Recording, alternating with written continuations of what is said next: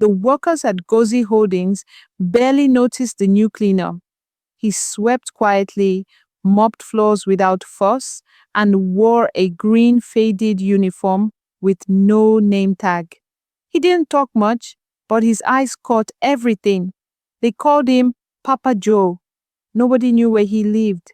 He kept to himself, but every now and then he would pause and watch. Not the executives, not the men in suits. No, Papa Joe watched the young women in the office, not for beauty, for something else. He had seen too much in life to be fooled by powdered faces and soft perfume. He wanted to see heart, character, kindness, and he was watching someone. Her name was Ada. She wore plain clothes and always had a blue notebook in her hand. She wasn't the loudest, but she smiled with her eyes. She cleaned up after her co-workers, helped the gatekeeper count coins, and always said, "Thank you." One afternoon, a messenger dropped a tray of tea. Everyone looked away, but Ada was already on her knees, helping him clean. Papa Joe, leaning on his mop, saw it all. "You've done enough," the messenger said. "Kindness doesn't run out," she replied. That night, Papa Joe wrote in a small paper bag he kept folded inside his pocket. She did not look around to see who was watching. She helped because she is good. The other cleaners sometimes mocked him. "Old man, you watch that girl like she's your lost daughter." One laughed. Papa Joe only smiled and kept sweeping. But when the bosses weren't around, he listened. Many of the women in the office only talked about handbags, phones, and dating big men. Ada talked about her mother's sickness, about how she worked 40 minutes every morning to save money, about how she wished someone would just be honest. "I don't need a rich man," Ada once told a colleague. "I need a good one." Papa Joe's broom paused mid-sweep. That night, he lay on his small mat, eyes wide open. He whispered, "Not every rich man is good, but every good woman deserves to be loved well." Chima sat on the rooftop of his apartment in Lekki, eyes fixed on the sky. He wasn't watching the stars. He was searching for peace, the kind that had become a stranger to him. He had just ended his third relationship in less than 2 years. This one stung more than the others because he had tried harder. He had taken her out to nice places, introduced her to his friends, even allowed her meet his family, carefully hiding the fact that they were one of the richest in the state. But it still ended the same way. 2 days before the breakup, she had asked for a designer bag that cost nearly 6 million naira. When he gently told her he wanted a woman who could build with him, not drain him, she looked at him like he had insulted her. "So you're stingy now? What kind of man are you?" she had snapped. He had stayed calm, but inside something broke. The girl before her had asked for a new, latest iPhone the same week they started talking. When he said no, she ghosted him the next day. Another had smiled sweetly during dinner, but later told her friend, who mistakenly texted him instead, that she was only dating him for the future money. Chima was tired. He wanted love, real love, the kind that didn't come with bills and expectations, the kind where someone looked at him, not his account. That evening, he picked up his phone and called the only person who had always understood him, his father. But his contact name still said Uncle Joe.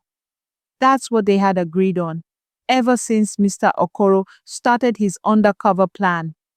Mr. Okoro is known for his wealth, but he is also very wise. He saw that his son, Chima, was lonely and had suffered many bad relationships.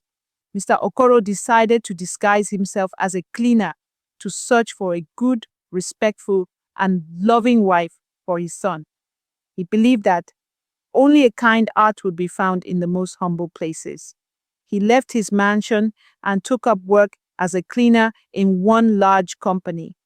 There, he worked hard, sweeping floors and mopping halls. All the while, he kept a sharp eye on the people around him. His secret plan was to find a young woman with real heart, not someone who was only after wealth. No one was supposed to know the cleaner was actually a billionaire or Chima's dad. The phone rang. Hello? Uncle Joe, I'm tired, Chima said quietly. Don't give up, my son. The right one is out there, the older man replied. Far away, in a small dusty room behind the company's generator house, Papa Joe, aka Mr. Joseph Okoro, hung up the call. His heart ached for his son. He stared at the stars for a long time and whispered, You've been hurt, my boy. But I'm gonna fix this. Not with money, with truth. And that night, his plan became more than just an idea. It became a mission.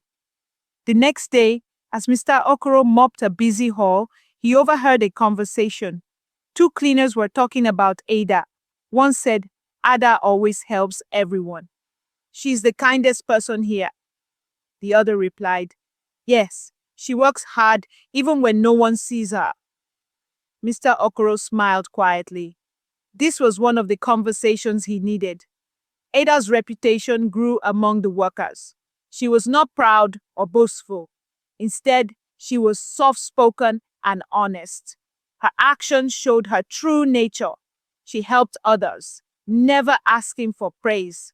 Later that day, Ada cleaned the dusty corner of the hall. A small child dropped his toy, and she knelt to pick it up, handing it back with a gentle smile. Mr. Okoro watched her and thought, Here is the heart I seek for my son. His plan was slowly coming together. That evening, Mr. Okoro went home, but he kept Ada in his thoughts. He knew that finding the right wife for his son was not a game of chance. It was a careful choice. And Ada was a strong contender. One Monday morning, Ada found a small note tucked into a blue notebook. It said, Would you be willing to help a friend who has never known real love? She looked around. Who wrote this? That week, another note appeared. Would you take a walk with someone who's not rich, but kind? Ada smiled, not out of excitement, but curiosity. Who cared enough to write something real? Meanwhile, Chima had agreed, reluctantly, to meet someone special. His uncle said, She's not rich, not polished, but she might be the one. And so it began. The meeting was quiet. Coffee, small talk. But the way Ada listened, really listened, shook Chima. He laughed in a way he hadn't in months. Gossip came quickly. Did you see Ada talking to that fine man? She's trying to marry up.